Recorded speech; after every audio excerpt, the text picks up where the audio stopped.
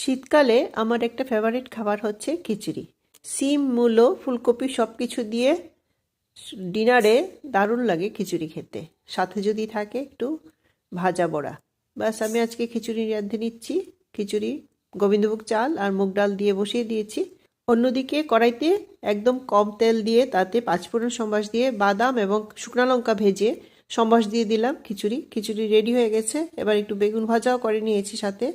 আর সাথে ছিল বাদাম কিশমিশ দিয়ে বাঁধাকপির কারি আর ইলিশ মাছের লেজ ভাজা। ইলিশ মাছের লেজগুলি ছিল কয়েকটা, সেগুলি আমি ভেজে নিয়েছি। এবার সার্ভ করে দিচ্ছি।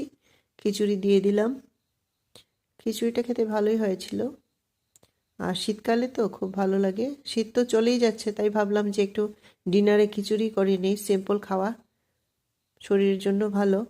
বাস, ইলিশ মাছ ভাজা আর বাঁধাকপি দিয়ে দিলাম। Please subscribe my channel. Thank you for watching.